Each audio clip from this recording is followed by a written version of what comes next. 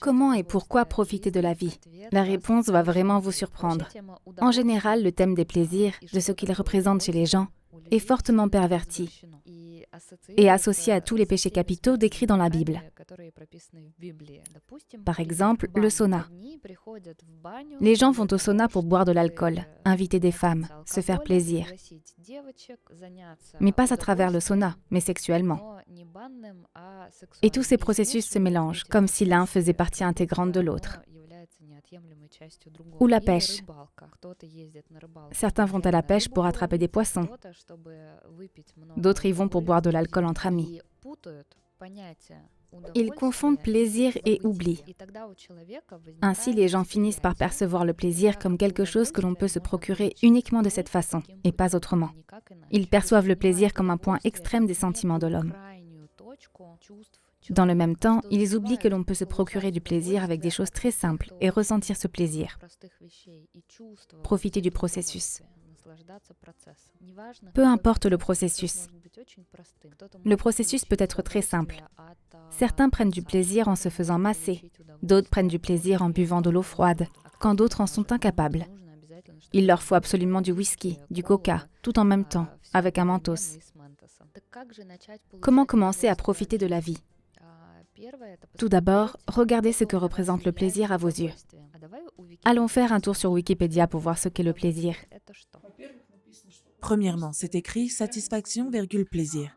Ah, Une partie des émotions positives, l'expérience subjective en particulier, s'accompagne de la satisfaction d'un ou plusieurs besoins.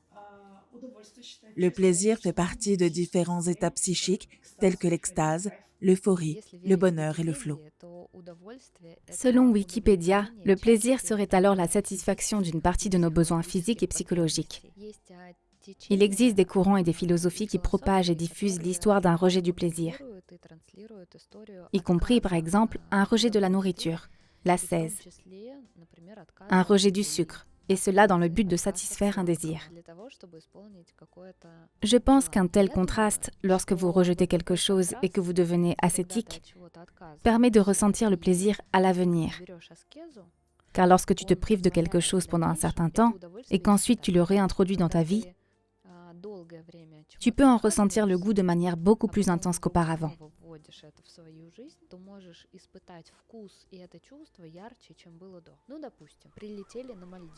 Supposons que vous venez d'arriver aux Maldives. Les blogueurs diffusent sur les réseaux sociaux « Regardez, ce soleil est un pur bonheur ».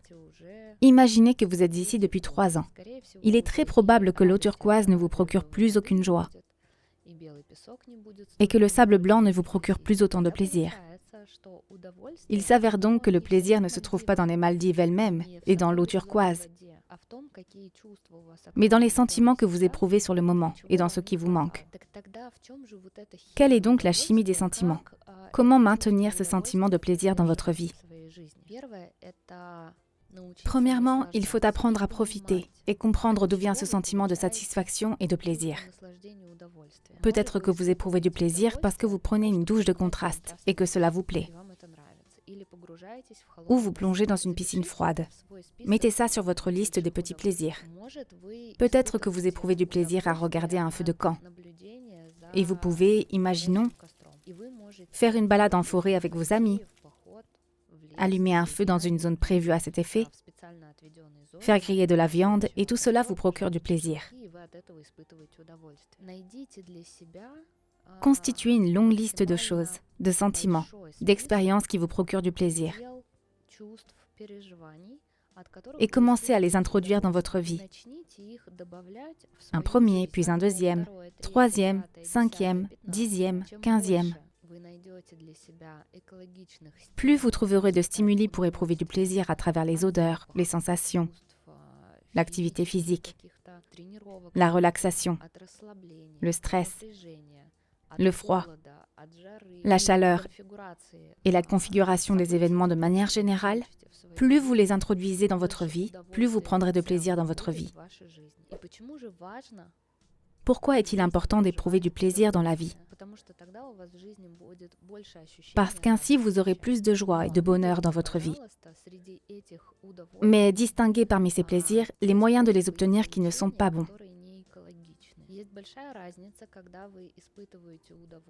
Il y a une grande différence entre éprouver du plaisir parce que vous venez de rencontrer vos amis et que vous avez bu 3 gorgées d'alcool de qualité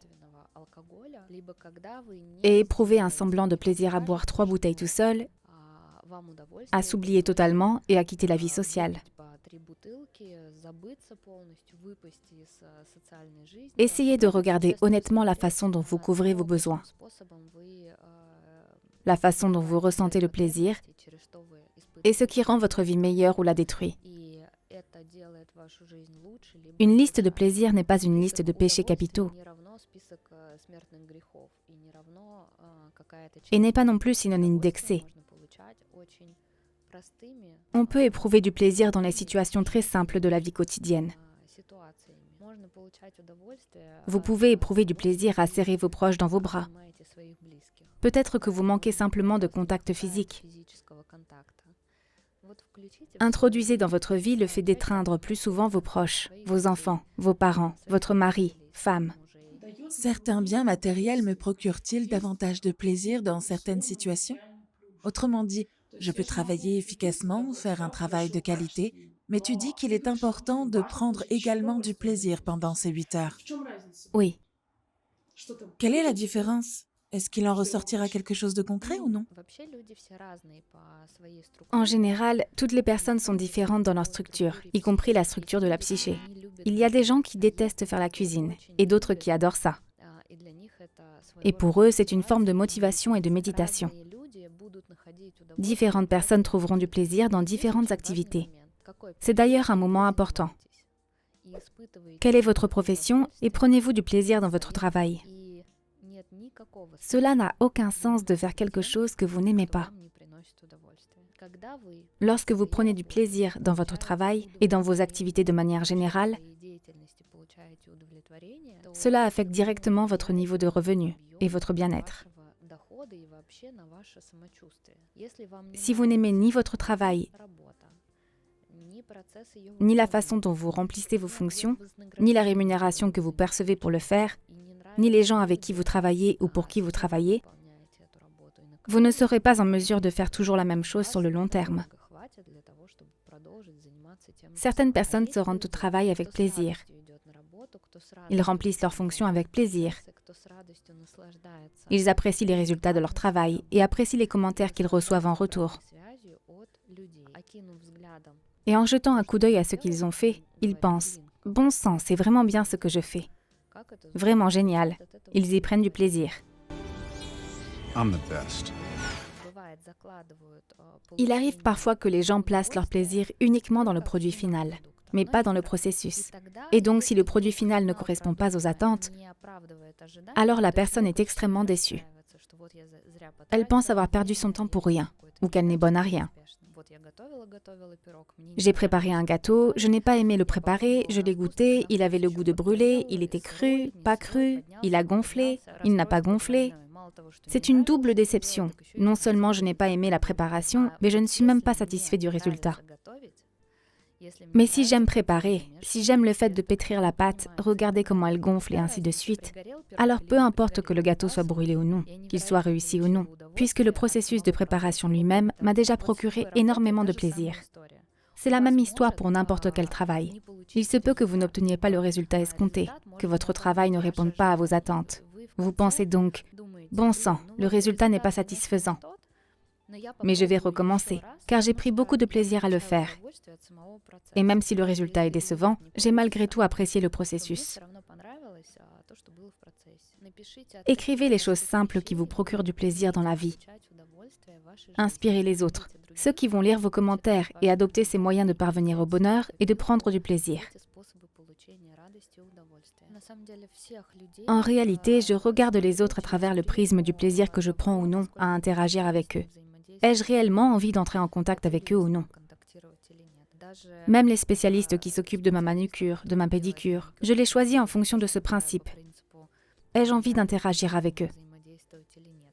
Je suis paresseuse et hédoniste de ce point de vue-là. Si je me sens mal à l'aise, je change. Si je n'aime pas un vêtement, je ne le porte pas. En cela, je cultive mon plaisir. Je dois être à l'aise et apprécier l'endroit où je me trouve, les gens avec qui je suis, et ce que je suis en train de faire à chaque instant. Il y a beaucoup de ressources là-dedans. Est-ce que je me sens à l'aise ou mal à l'aise? Même chose avec les gens, les nombreux professionnels qui remplissent telle ou telle tâche. Mais vous pouvez apprécier de travailler avec une personne en particulier, à un endroit précis, et elle vous comprend et vous la comprenez, et par conséquent, vous continuez de travailler ensemble. Tu n'y es probablement pas arrivé du premier coup. Tu n'es certainement pas né, et surtout dans l'espace post-soviétique, dans un monde dans lequel tout est source de plaisir, tout est rose, framboise. Peut-être y a-t-il eu une période où tu as réalisé « je ne veux pas ainsi ». Bien sûr. Tu sais comme en enfance, tu manges ce qu'ils ont préparé. Prends ce qu'il y a. Cela façonne les habitudes. Profite de ce que tu as.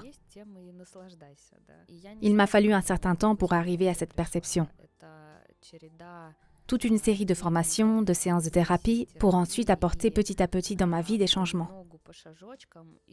Ajoutant plus de ce qui me plaît tout en retirant ce que je n'aime pas.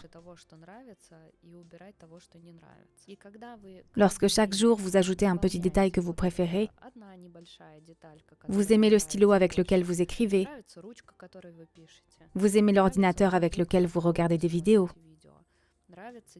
vous aimez votre téléphone, votre manucure, et ainsi, petit à petit, chaque petit aspect de votre vie, que vous allez transformer et refaire, vous conduira à ne faire que ce que vous aimez, à vivre la vie que vous aimez. Si dans votre vie il y a plus de « il faut que » et de choses désagréables, que de « je veux et j'éprouve de la joie et du plaisir dans ce que je fais », aimez cette vidéo. Pour améliorer votre vie, contentez-vous de répondre à cette question très simple. Qu'est-ce que je veux? Une question à la fois complexe et très simple. Qu'est-ce que je veux? Soyez en contact avec vos envies. Que souhaitez-vous à chaque instant? Et exaucez vos souhaits.